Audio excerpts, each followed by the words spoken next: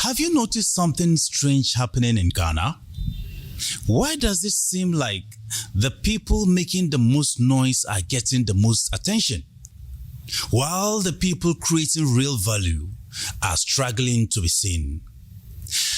A young person can spend years studying, building skills, learning a craft, or trying to solve a problem. Meanwhile, somebody can go viral for a few days because of controversy, drama, or pure entertainment. And suddenly, brands are chasing them, opportunities are flowing, and everyone knows their name. Now, before anybody gets angry, let me be clear.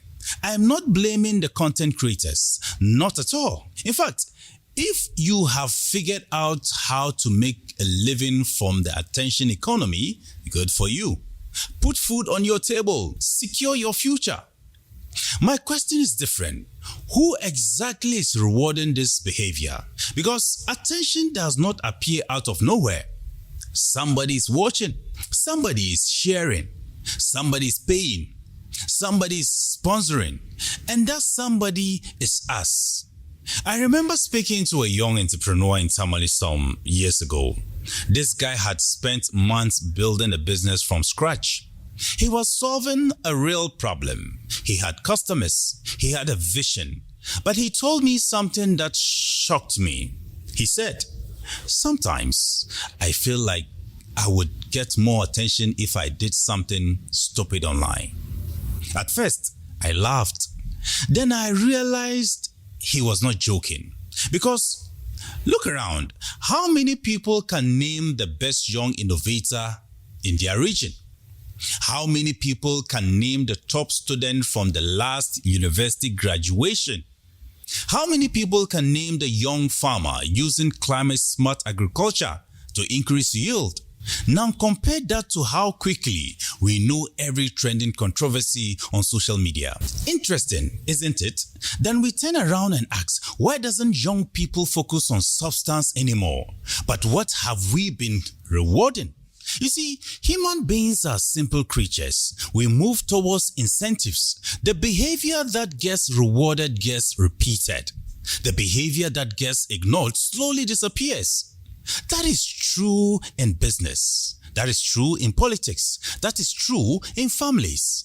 And it's definitely true online. So when society consistently rewards visibility more than value, should we really be surprised when people start choosing visibility?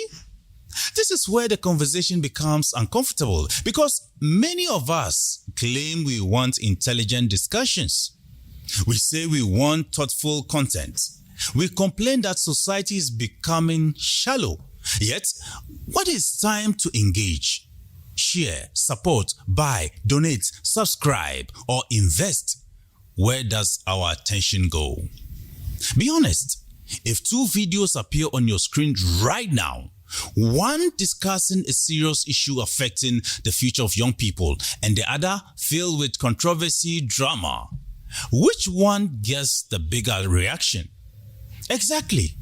And that's why I don't think Ghana has a talent problem. I don't think Ghana has an intelligent problem. I think Ghana has an incentive problem. There are brilliant young people everywhere.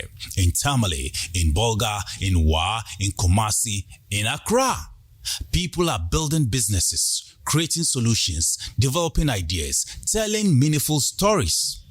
The problem is not that they don't exist. The problem is that too many of them feel invincible. And when people feel invincible long enough, they start asking a dangerous question.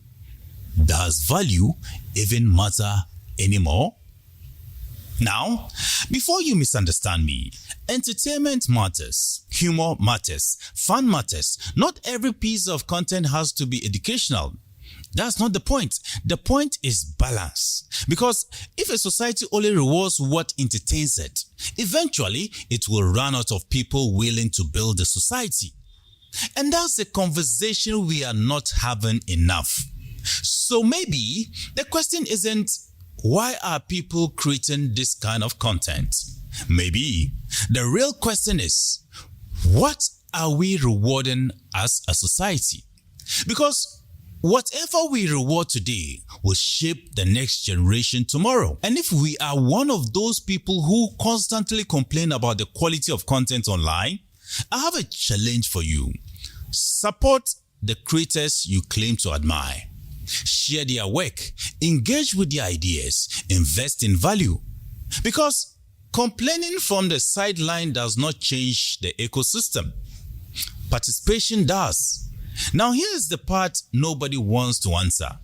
If a young person in Ghana had to choose between respect and being rewarded, which one do you think they would choose?